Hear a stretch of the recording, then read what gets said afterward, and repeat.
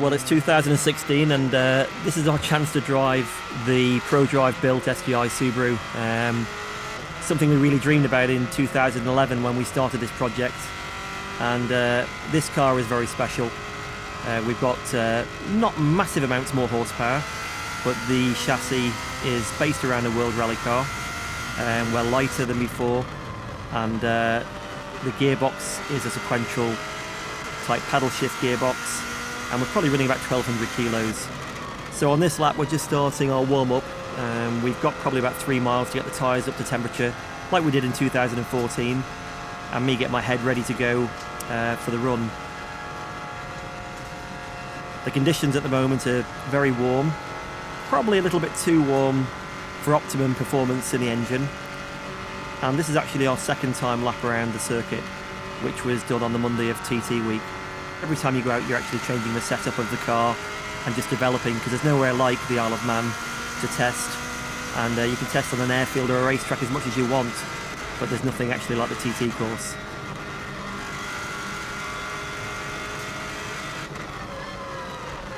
So we're getting quite close now to the last few bends. I'm just getting the feel again of the car. As you can see, getting plenty of heat into the tyres. And looking forward with anticipation for the start of the run.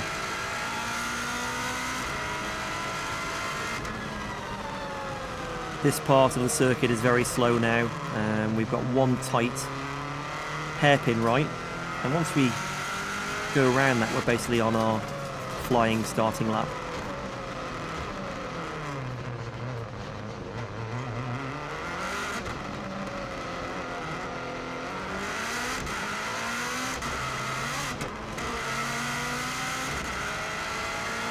So here we go, we're now accelerating for the flying start, and we're just about to go across the start line now.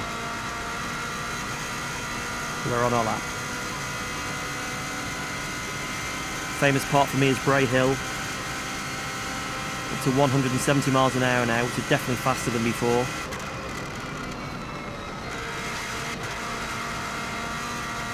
And again, building confidence through that, and that dip on the side does move the car around quite a bit, so we can't take that flat yet.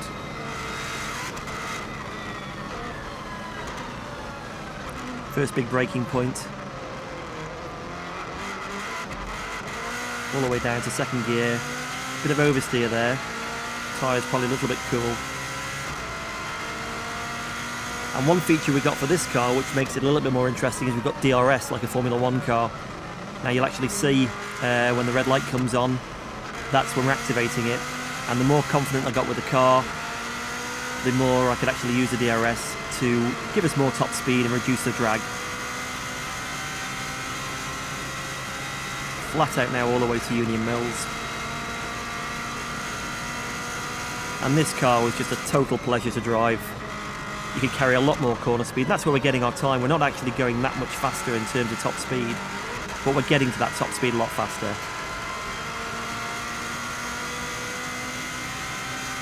Lovely section through there, little bump on the inside. And now it gets really fast all the way to Greba. The only corner in the middle of that is Balagary, or Balascary, as we all name it.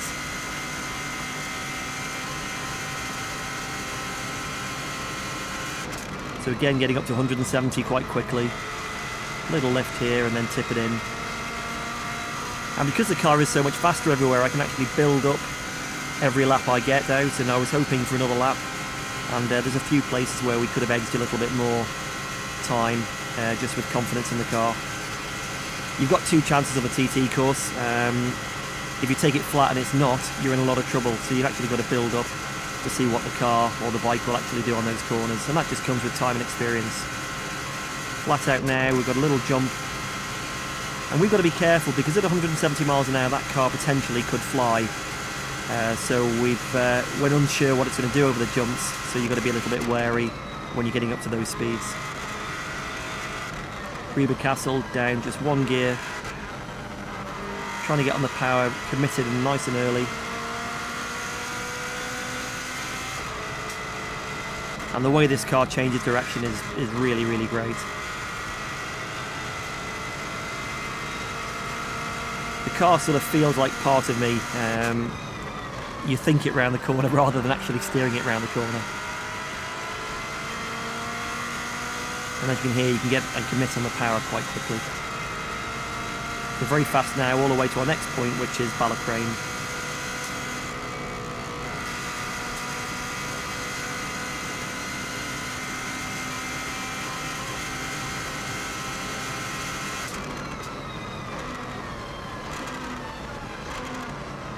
So heavy braking all the way down into third. On the power early. Tricky little corner there, you've got to get right in on the inside. And now we get on to what is quite a good section for the car, because it's there's quite a lot of corners, so we can gain a little bit time with our corner speed through this lot, all the way to Glen Helen. Late apex.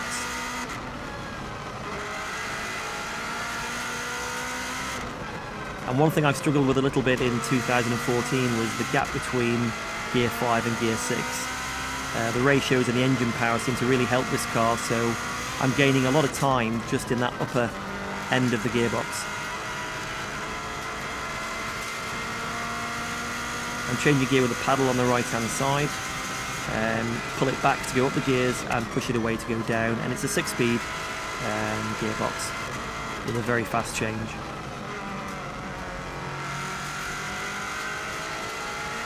Coming up to Sarah's cottage, a very big climb, you can't really see it on the TV. Difficult corner that, and now you start building power all the way up the hill again to get onto the next section. Helicopter always comes into sight here, you can see that above.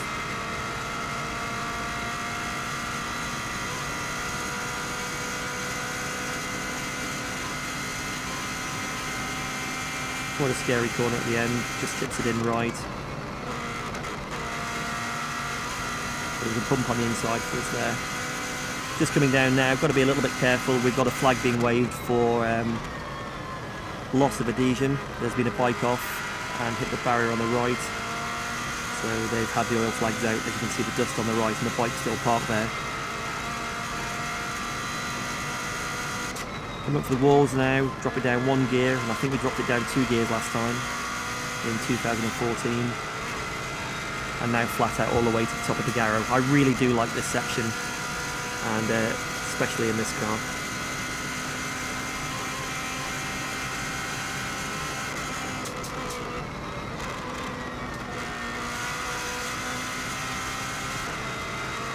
Curb jets out, and then you've got the compression at the bottom of the Garrow, and you get a real good thump going through here.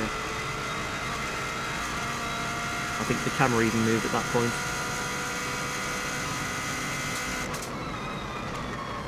Tricky bend now, double apex right,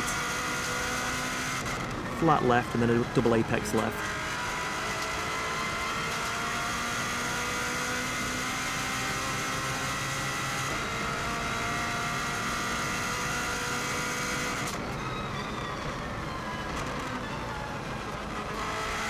Now coming into Kurt Michael. Always great through here. And using the yellow lines, you can see the impression of speed you get with the proximity of the houses is really impressive. So I'm moving around quite a bit there. Look how close the people are on the left. Got to get the car straight just before it goes over the jump. And now really fast all the way down to the famous jump at Ballath.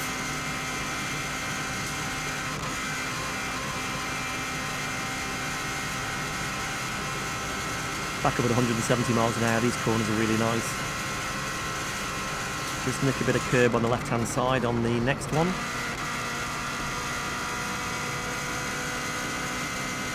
As you can hear from this car, it does sound amazing, and it's also revving quite a lot higher than the previous car. We're up to about 8,500 RPM, which is quite a lot for a turbo engine.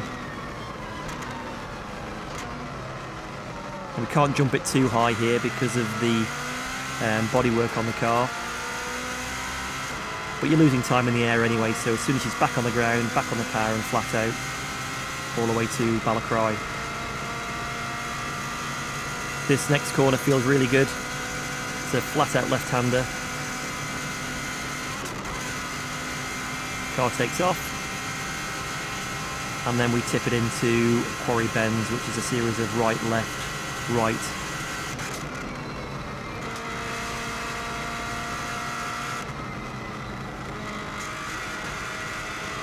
Car pulling quite good G there.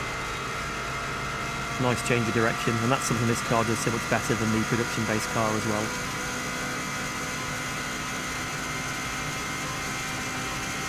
Now, although we've got a little bit more power than before and a massively better chassis, you could still afford to have a little bit more top speed here, which would bring us a little bit closer to the bikes. They're topping out at just under 200 miles an hour, and as you can see, we're just getting just over 170. Braking down here at Sulby, feels like you're doing 2 miles an hour, so you've got to be really careful to get the apex. Bit of oversteer on the outside of the corner. And now we get into the bumpy section from Ginger Hall all the way to Ramsey. Car bouncing around quite a bit.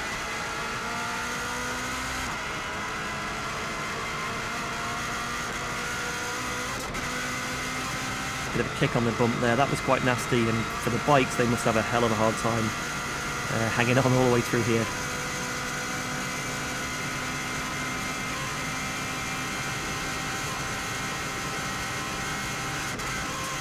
Back up to 170 again.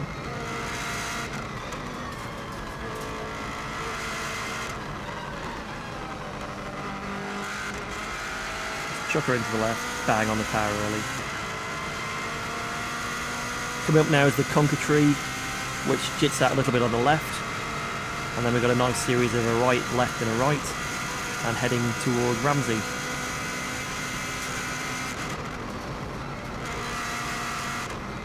Car moving around a little bit there. Still good corner speed.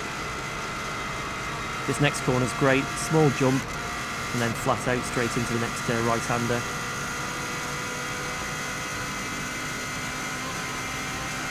We've got the famous Ramsey bus stop, which we run a little bit wide into around this left.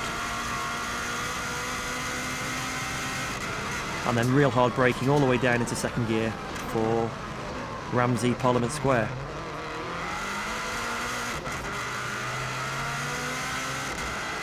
A little bit of oversteer, but not too much. Always feels great going sideways, but unfortunately it's not great for the lap time. Now the climb starts. Got the curb on the inside.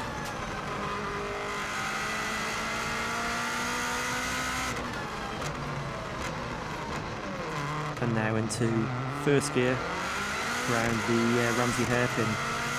Now the heated's just started to give us a little bit of understeer with the car. On our very first run, we had an oversteer balance. We changed it for this lap. And probably went a little bit too much the other way, so there was a little bit more time to come from the balance.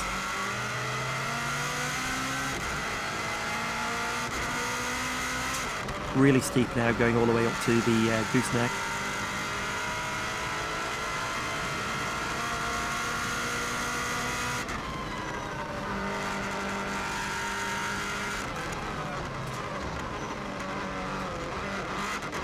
Big bit of understeer there, pushed to the outside, and had to come out of the gas quite early.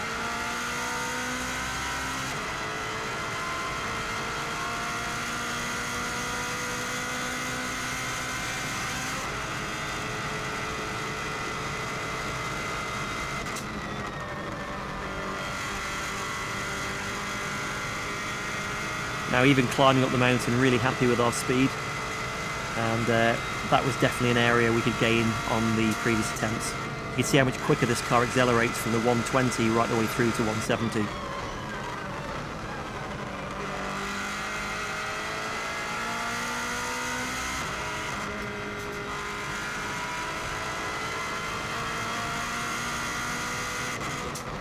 The last right-hander before we have a bit of a break on the mountain mile.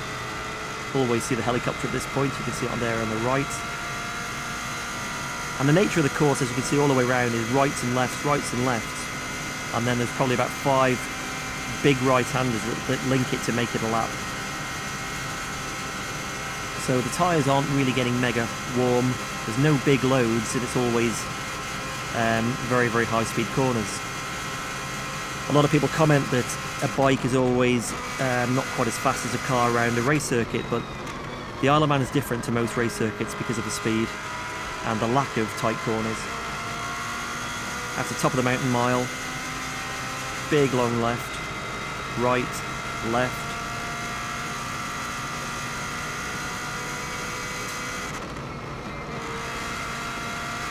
And now we start dropping downhill a little bit towards our next sort of time point, which will be the bungalow. Big long right-hander. Had a little lift there. That's where Connor had his big accident a few years ago.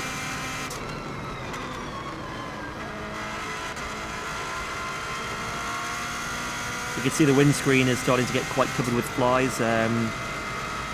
Wasn't too bad at this time of day, but I didn't want to risk trying the wipers because it could actually make it worse, so you better just to get on with it and ignore it.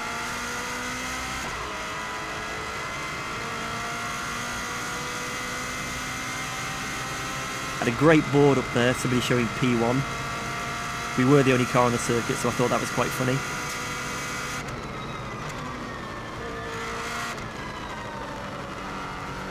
Nasty left, don't really like that corner. And now we're heading all the way down for the last sort of sector of the lap. Real nice feeling on these 3 left-hand corners. 1, 2, bang, and pretty well take it all as one. Windy corner, up a gear from last time, 5th gear. And again, just picking a bit of understeer, we'll just run wide and just get the wheel on the grass there.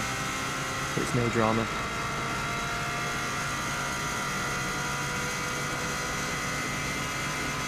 Very difficult to get the car pulled across to the right-hand side before the next left, because you're travelling so fast. That's 170, and you definitely don't want to get that one wrong.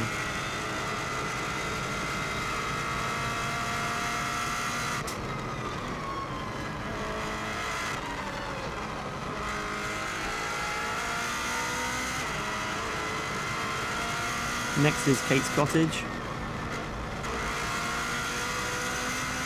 Car moves around a bit there, and now flat out down to the Cregna Bar. Loads of people around watching, and you know it's going well when people are waving, which definitely helps. Around the Craig,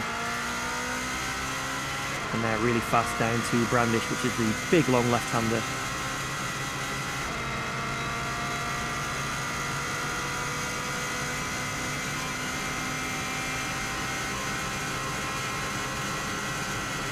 Again, back up at 170, 175 there. I sort of put the wheel on the grass, but I'm not sure if it's the best way. You might be better keeping it all on the tarmac. It does move the car around. Hilbury, big bump on the inside. Car moves about a bit there. And now coming all the way around to signpost.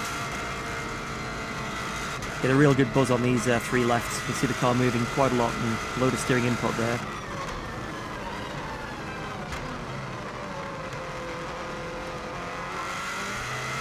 You can't mess up now. We've had quite a good lap. And I've got split times coming to me, and I know it's looking pretty good. And in all fairness, my last sector was probably my worst, so there was a bit more time to come out of that. Really hard to see the turn-in point. And got real tight right-hander, gives me a chance to give the handbrake a little pull.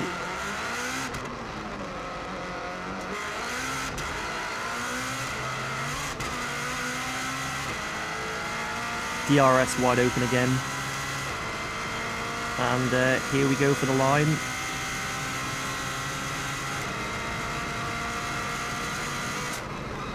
And there we have it, lap around in 2016 at an average speed of 128.7 miles an hour.